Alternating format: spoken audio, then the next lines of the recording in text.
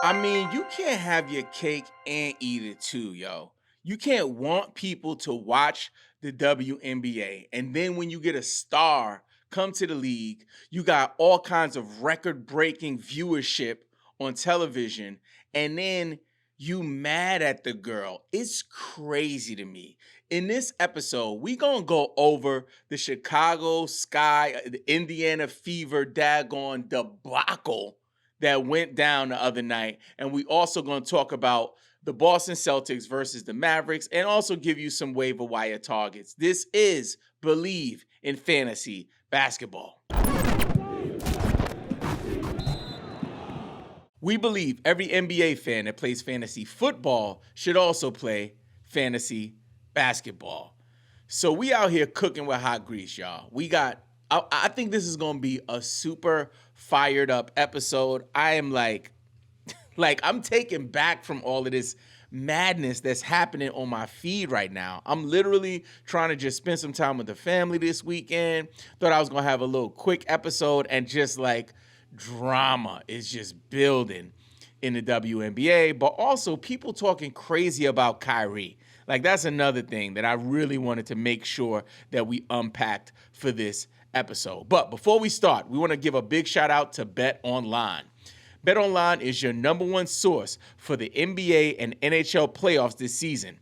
Every stat, every matchup, and even live odds while the games are being played. When the game's over, head on over to our online casino and get in on a game of blackjack or poker, or unwind with one of our 150 slot games. Head to the website today to get in on the action. Don't forget, use the promo code BELIEVE for your 50% welcome bonus on your first deposit. Bet Online, the game starts here. So we typically do a Caitlin Clark watch where we talk about, what she did, how many rebounds, assists, turnovers, which she's leading the WNBA in turnovers the last time I checked, but that's neither here nor there, because this is a topic that goes way beyond all of that.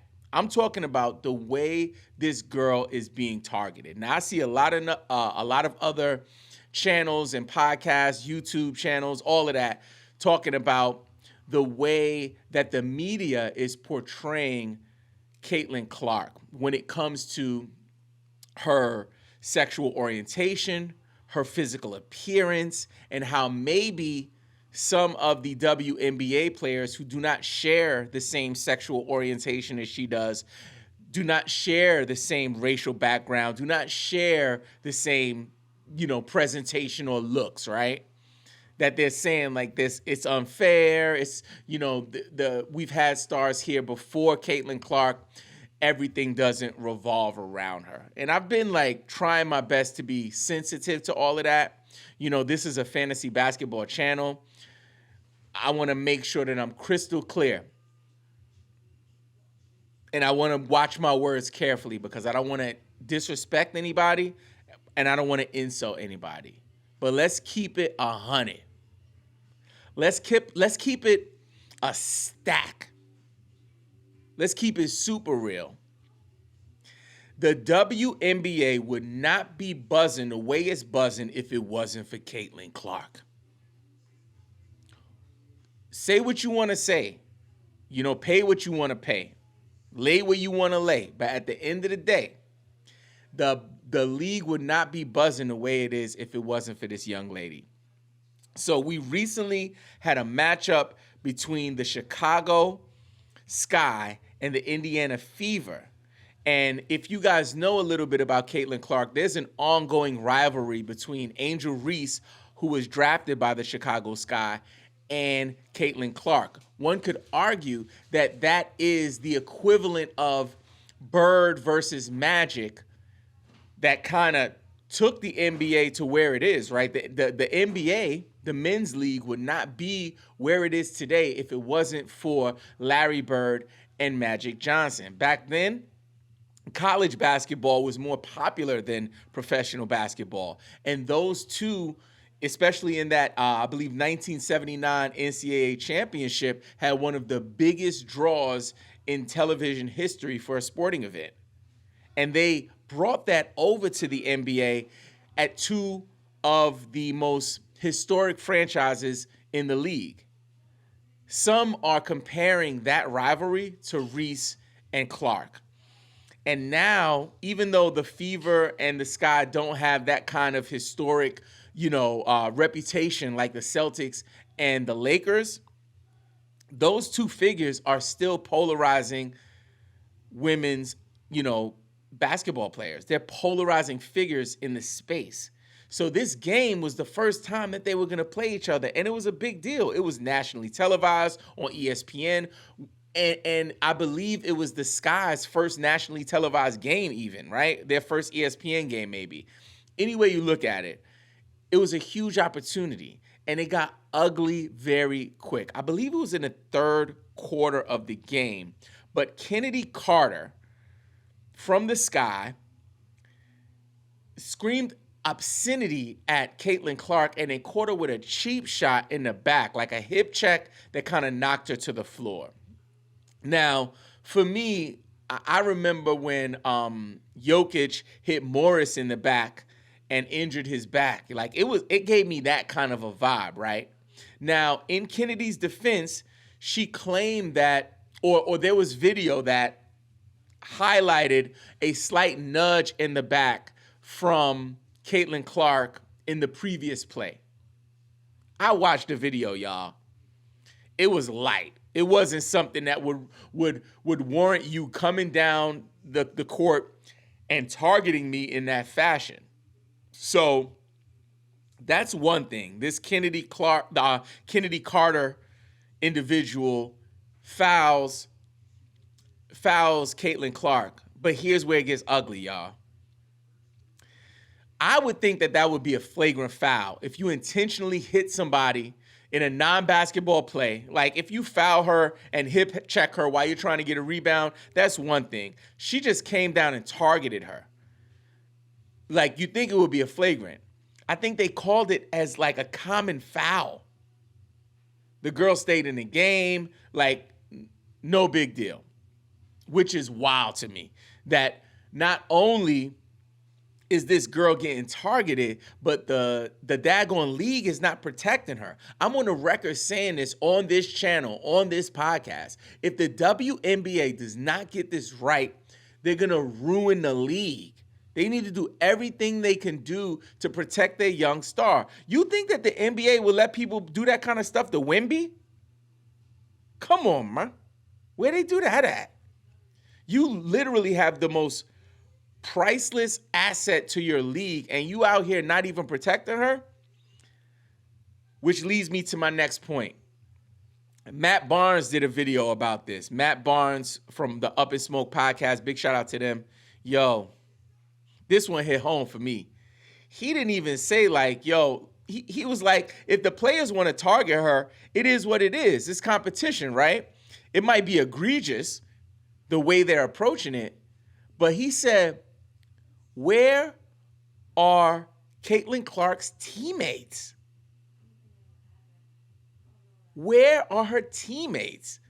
So, like, she's a rookie, yo. Like, in the NBA, a lot of cases, if you see somebody like a star get bumped, 9 times out of 10, the star don't have to. Let Steph Curry get bumped like that and see what Draymond do.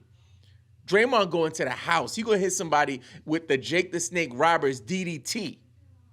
Wrestling moves off the top turnbuckle if they mess with Steph Curry like that.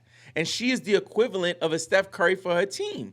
So Matt Barnes, and I'll ask the same question, where are the teammates? Where are the teammates in this situation? So that's wild to me. But there's more. There is more. When she went down, nobody helped her up. Her teammates didn't rush to her. And I don't expect the Chicago Sky, players to help her up. Let her stay on the floor. It's a competition. But her teammates didn't even rush to her defense, which leads me to believe that there's a layer of jealousy and resentment around this woman who is bringing all kinds of life to your workplace, to your job. You know what I'm saying? There are like announcers out there, female announcers who are saying like, what do you want them to do? Y'all want them to throw a parade for her? Or, like y'all want them to praise her, like bow down to her because they got chartered flights now? Because they got more viewership than they ever had in the history of the league? Multiple million viewer games. I think they have 3 or 4 games that the Fever had that had over 1 million viewers in the 30-something years that the WNBA did that. It was like the first night they had 1 million viewers and that was it. So in 30 years, you ain't have viewers like this. And now the person who's bringing it, the question is, do they need to bow down?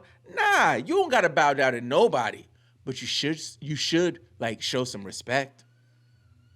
They don't do that to any of the other players, yo. We haven't ever seen this in the men's game or the women's game where a player is being targeted like this. It is wrong.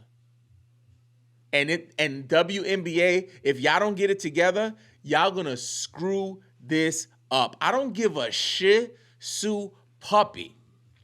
I would, by any means necessary, defend and protect the most valuable asset to my business and company. And you can't even really call it like a business all the way because most businesses are profitable. The WNBA hasn't been profitable. It might be now if you get this right. If you get this right. And before I leave this, because this is the last point on the Caitlin Clark, typically the Caitlin Clark watch, but I just got to go in on this one. Angel Reese, come on, sis. Really? Like, Angel Reese was actually hyping up her teammate for the cheap shot on Caitlin Clark.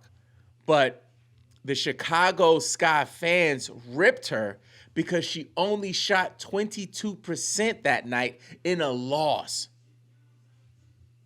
So you so busy pointing at your finger, waving your hand, sis, that it's affecting your play. So, like, focus on the game. Don't get caught up in all of the General Hospital soap opera antics. You know what I'm saying? Like, you are a gifted player. Focus on that. Focus on the game. Like, there was also some tweets that she put out. Her grammar was all off. She was saying, like, area instead of arena. Come on, ma. We can't do that. We got to be better than that. So, with that being said, if this falls on the ears of any WNBA fan, NBA coach, player, whatever, just know that I mean no disrespect when I say this, but if the WNBA does not get it right with Caitlin Clark, it will be the biggest mistake since the Nets traded for Harden and Kyrie. It will be an absolute mess, a poop storm of epic proportions. Next up, we're going to talk about the top 5 waiver wire targets for the WNBA Fantasy Basketball season for Week 4. First up, let's take a look. See, oh, this is good. This is poetic, y'all. You cannot write this. The first person we're going to take a look at, Kennedy Carter from the Chicago Sky, a.k.a. elbow you in the back like that. And over the last 7 days, she is averaging 22 minutes per game, 15 points a game, yes. 2 rebounds a game, 3.7 assists, 0.3 steals, and no blocks. Kennedy Carter is widely available. Maybe she's getting picked up because of all the controversy, but she's only rostered in about 10% of leagues, but she's putting up some decent numbers. I would be looking out for Kennedy Carter if you're trying to stream in some value. Next up, this is someone we've talked about on the show before, but I have to bring it up again because she's still only rostered in less than 50% of ESPN leagues. I'm talking about from the Dallas Wings, yeah, girl, Maddie Siegrist. She is just rostered in 39.8% of ESPN leagues over the last 7 days. Check this out. This is wild, Joe. She is averaging 34 minutes per game. On a season, she's averaging 27, so her minutes are going up. Also, averaging 16 points per game, up from her season average of 13.7. 5 rebounds, about 0.5 assists, check this out. 1 steal per game and about a half a block. Definitely somebody you want to take a look at. On the 25th of May against Phoenix, she had 22 points, 9 rebounds, 4 assists, and 2 steals, 40 fantasy points according to ESPN standard scoring. Definitely somebody I would be taking a look at. Next up, from the Indiana Fever, Christy Wallace. Christy Wallace is averaging 21.7 minutes per game. Yes. 5.7 points, 2.3 rebounds, 1.7 assists, 1.7 steals per game. She is cooking with hot bacon grease. Hot bacon grease. Next up. Oh, this is exciting, y'all. This one, I didn't even expect to be talking about this one, but we got to go there. From the Las Vegas Aces, Tiffany Hayes. Now, if you didn't know, Tiffany Hayes retired, right? She came out of retirement to join the defending champion Las Vegas Aces, which is huge, y'all. So right now, she's considered out because I guess they have to get her back up to speed, but she will be coming back soon. So get ahead of the game. She's only rostered in 1.8% of leagues. I don't know what type of impact she will have initially, but if you are in a winning position in your league, she's definitely somebody that's worth holding on to see what happens long term. But this is wild, Joe. I was thinking about it just in NBA terms. What if, retired NBA stars just came out of retirement to come join championship-bound teams? That would be dope. Let me know in the comments, who would you want to come out of retirement to join, let's say, the Celtics or the Mavs next year? Man, that's exciting. For me, the first person that comes to mind, he might be too old, but Ray Allen. Ray Allen is probably way too old, but he probably can still hit threes. That skill set is not an athleticism-related skill set. He could probably still knock down some threes. I think Vince coming back could be good. But, man, imagine if we had more NBA players coming out of retirement. Joe Johnson? Oh, my God. Joe Johnson would be a killer. He would be a killer.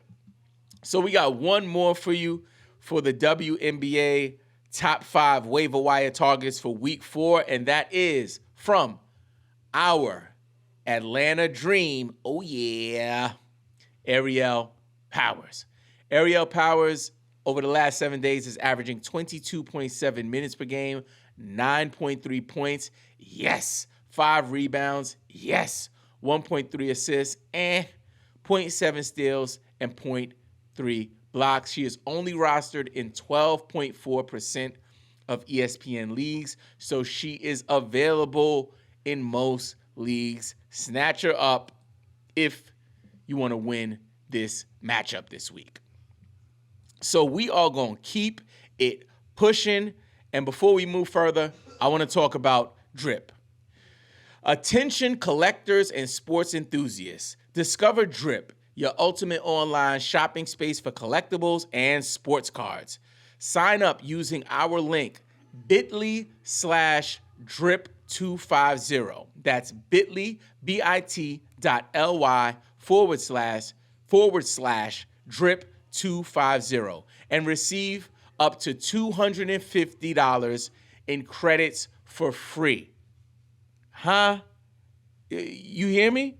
$250. So basically, you sign up for Drip, and then they have a system where you could get from $10, I believe, up to $250 in credit. It might be $100, it might be $50, but it's absolutely free, and you could use those funds immediately no strings attached.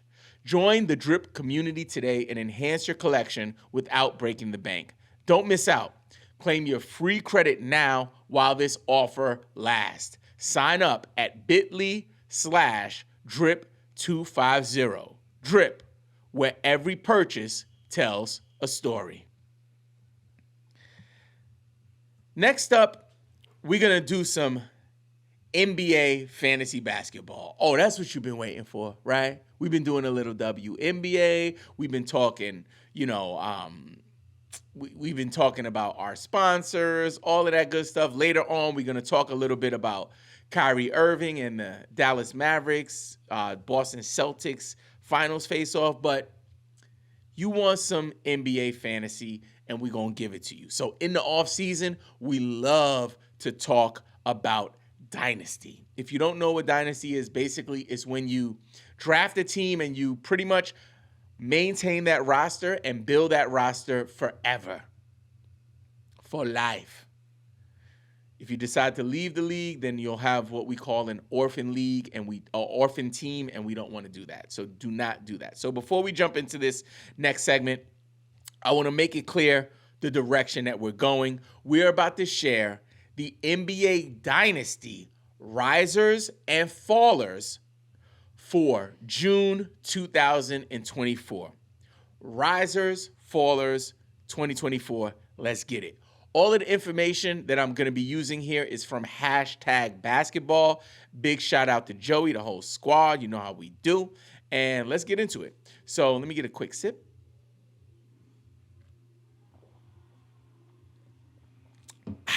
Okay. So the first thing we want to do is talk about our risers. The first riser I want to talk about for Dynasty Fantasy Basketball is Alperen Şengün. He is up 3 spots to number 11 on #basketball's Dynasty rankings. Listen, he had an injury at the end of the year last year. You might have a league manager in your Dynasty league who maybe is concerned about that. This is a great opportunity to see if you can get in on Şengün. I love this guy. I have him on a couple of my Dynasty teams. He is up 3 spots, almost in the top 10. He is up to number 11. Next up from the Philadelphia 76ers, we got Tyrese Maxey up 9 spots. Excuse me. Tyrese Maxey is up 9 spots, up to number 16. Number 16, according to #fantasy basketball for Dynasty. That's huge. Now, honestly, I don't know if I believe it yet. I know he did have a great breakout year, and he kind of has the keys to the car as the number 2 in the 1-2 punch of the Philadelphia 76ers, but I'm not sure. I mean, he's just a few years removed from being like a waiver wire guy, right? And now he's like top 20. So I want to see how he does this season. If he can continue to produce on the level that he has, then maybe I'll believe it. But right now, I would probably have him in that top 25, top 30 range. But right now, he's number 16 on #. So there we are. Next up, another huge jump. This player is up 8 spots on the #basketball Dynasty rankings from the Utah Jazz, Lauri Markkanen. He's up 8 spots, up to number 27. So I didn't believe in him as well. I believe now. He had a couple of years of this kind of production, so it's fair to have him in that top 30 area. The next riser we want to take a look at is somebody who's like a huge value. If you grabbed him off the waiver wire or somehow drafted him at the end of your startup draft, whatever, you won big. I'm just saying. From the Atlanta Hawks, Jalen Johnson. He is up 9 spots in Dynasty. He is up to number 30. Crazy. There's a lot of rumors swirling around the Atlanta Hawks, specifically around DeJounte Murray and Trae Young, about making some trades. The Pelicans are in that conversation. So are the Cleveland Cavaliers. So we don't know what's going to happen. But I know that the Hawks are not moving Jalen Johnson. They feel really confident in what they have with that young man. And then the last riser we want to take a look at is somebody who was like stinking up the joint for a while and was dropping. He was way high when he first got drafted. Then he started dropping hot dog water, dumpster juice. No bueno. I'm talking about your man who be up in the club late night with the baddies, Zion Williamson. Oh, he is up 9 spots. I'm sorry. My boy is in the background. That made him laugh. Anytime I talk about the baddies on the show, my man be laughing. Oh, that's funny. Zion Williamson is up 9 spots, up to number 39 on the hashtag basketball dynasty rankings. Again, it's like a roller coaster with Zion. Like, for me, I've always had faith in him, and my faith started to waver a bit until this past season. He had a pretty decent season. Yes, he got injured down the stretch, but if he can stay healthy, he will be a 20-10 force, maybe even 25-10 force for years to come. So this is not a surprise that he's up 9 spots. Now let's talk about the dynasty fallers. Who's falling off? And this is sad, honestly. The last one that I'm going to talk about is heartbreaking. But let's start with something that's a little more subtle.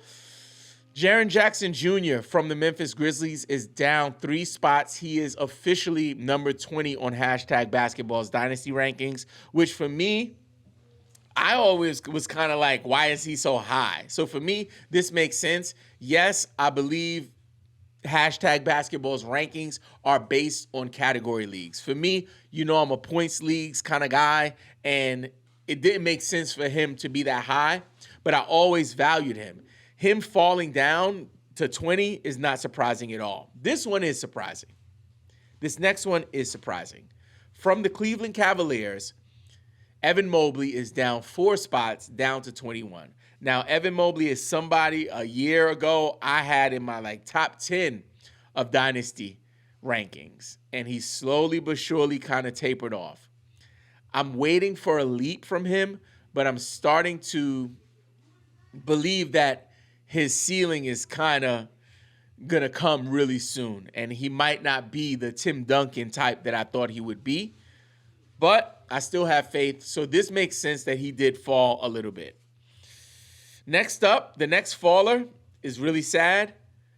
This gentleman is down 7 spots, down to number 37 in the hashtag basketball dynasty rankings. I'm talking about Ja Morant. You know how I feel about this. If you watch the show at all, or if you listen to the podcast, I want Ja Morant to win. I want him to win. You know what I'm saying? I remember when he first came in the league, everyone was looking at Zion. They weren't even thinking about Ja Morant like that. And he became the real star from that class. And then what happens? He in the club, IG Live, Facebook Live with the blicky, right? Playing cops and robbers in the club. 1 shot, 2 shot, 3 shot, 4. Come on, man. Squandering your blessings. Not good. Not good.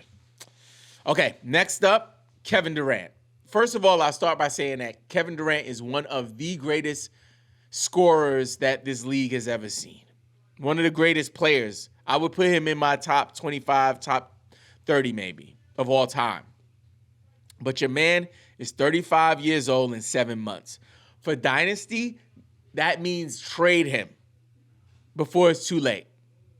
His skill set will allow him to still be productive over the next maybe 2 or 3 years. But you want to move him before that. And the hack with this, and I did a trade like this for Luka. I traded DeMar DeRozan and another piece for Luka a couple of years ago when Luka was a rookie, only averaging 19 points a game. Find a young star like, let's say, Jalen Johnson, someone like that, someone that you're looking at like, hey, they might be really good one day.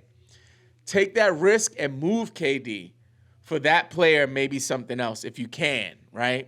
Because, listen, he just went down 8 spots. He is currently number 39. He will continue to fall. He will continue to be a faller for the rest of his career in Dynasty.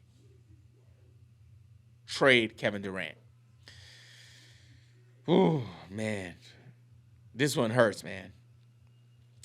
Mikal Bridges is down 21 spots.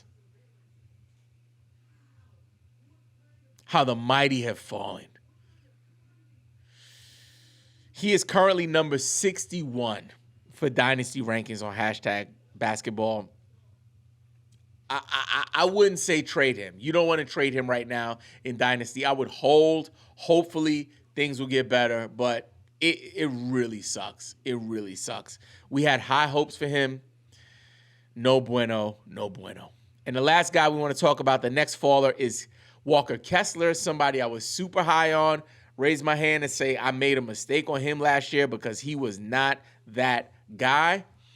And, he's down 16 points. He is currently number 75. Number 75. There you go. So that is our risers and fallers for Dynasty Fantasy Basketball. If you hear the sound of my voice and you want more of those, whether it's monthly or every other week or weekly, please let me know if you want to hear about the Dynasty risers and fallers. While we're talking about listening and watching, we need you to be a two-way player. What does it mean to be a two-way player? It means you play offense and defense. On offense, we need you to watch the YouTube channel. On defense, we need you to listen to the podcast. It's a really big deal for us when we get listenership on our podcast. So if you want to support the channel, we do not charge for any of this. It's all free content that we make here, but you can support by listening to the podcast and engaging with the YouTube content. Be a two-way player, offense and defense. Okay, so I've been looking forward to this. We're going to get into this. So the NBA Finals are upon us. We have the Dallas Mavericks and the Boston Celtics. And all I keep saying is that the storylines around this finals are crazy. We had Kristaps Porzingis, who played in Dallas with Luka, somehow from Washington got his butt onto a championship team with the Boston Celtics. I believe he's making his debut on game 1, right, for the playoffs. I don't think he's played the whole playoffs. It gets better. Kyrie Irving, arguably one of the most skilled players in NBA history, used to play for the Boston Celtics. He famously requested a trade from the Cleveland Cavaliers, the same Cleveland Cavaliers that was going to the championship every single year with him, LeBron, Kevin Love. And if you're watching the YouTube video, you can see we got the last minute of the 2016 NBA Finals, Game 7 right here, which this all ties into, right? So you have Kyrie, who used to play for the Celtics, and now he's here with the Mavericks facing the Celtics in the finals. You cannot write a better script. This is wild, right? So let's talk about it. One thing that people don't talk about enough when it comes to Kyrie. Kyrie was Kobe Bryant's protege, right? He was Kobe Bryant's protege. There's footage on the internet right now where you can see Kyrie getting instructions and tutoring and coaching from Kobe. But that's not enough. It's also about the mentality, the Mamba mentality, however you want to look at it. This man was getting crushed by the media for years, right? Especially when he decided to leave Cleveland in a winning situation, right? He was in a winning situation and decided to take his talents elsewhere to win on his own. Then he ended up in Brooklyn. Crazy. Literally, I used to want to be a Brooklyn Nets fan. Like, I'm from Brooklyn. I was like, you know what? Brooklyn is coming from the Nets are coming from New Jersey to Brooklyn. I was there when they were building Barclays. I was like, man, this is gonna be great. Like, I'm about this life. And then when they got Kyrie and KD, I was like, oh man, this is it. Then they got Harden. I was like, finally, our prayers have been answered. And then it imploded, right? One of the biggest disappointments in basketball history. And you know who got the majority of that blame? Kyrie Irving. People looked at Kyrie like, yo, Kyrie, like, why don't you just get vaccinated, right? Like, what you doing? You at a birthday party? Like, everybody was nitpicking on Kyrie. And honestly, I'm going to be 100% honest. I'm going to raise my hand and say, I was one of those people. I was hard on Kyrie. As much as I appreciate his greatness on the court, I was mad. I was frustrated. I would never want somebody to, like, get vaccinated if that's not what they want to do or believe in. But I had some other concerns. There was some other things happening that I was like, it's just always something about this guy. Now, I wasn't going as far as like the Stephen A. Smiths of the world, the Kendrick Perkins, like, don't trust him, don't pay him. But I wasn't drafting him for fantasy. I had concerns. But here we are. He is definitely in a position where he can shut everyone up. And his track record is, I have tons of finals experience. Most importantly, I am the reason that the Cleveland Cavaliers won the 2016 NBA Finals in Game 7 at Golden State. So they won at Golden State. They were down 3-1. Nobody had come back to win being down from 3-1 in the finals. I believe even in the playoffs, but definitely for the finals. And not only did they win, he was the reason that they won, because he lined up Steph Curry and hit a three-pointer in his face. Oh my goodness. This guy is a killer, like an absolute killer, has tons of finals experience, is not afraid of the moment. So when I tell you that in this NBA Finals that we're about to see with the Mavericks versus the Celtics, watch for Kyrie Irving. He might end up being the Finals MVP when it's all said and done. Like, your man, this is what I compare it to. I think I was telling my kid about this. Imagine this. You have a beast who, like, eats flesh consistently. A shark, for example. You have a shark who lives in a pool that has been fed well for years. Finals after finals after finals appearance. This shark is eating well. Sometimes they get full, one championship, but any way you look at it, they're constantly being fed. And then they don't eat for 1 year, 2 years, 3 years, right? Now it's almost 10 years, right? Like 8 years. They haven't eaten. So he's been surviving off of his, like, body fat. You know what I'm saying? He's surviving off his body fat. And then you put him back into a bloody pool. That's Kyrie Irving right now. Kyrie Irving is about to eat in his finals. I promise you. If you have ever seen this man in action, you know that he rises to the moment. He's not afraid to take the shot. And most importantly, he has confidence that he'll make the shot. People believe Kyrie Irving is one of the most skilled players in NBA history. I'm telling you that I have my top 10 GOAT list, and you can check that out right here. This episode was presented to you by BetOnline. The game starts here.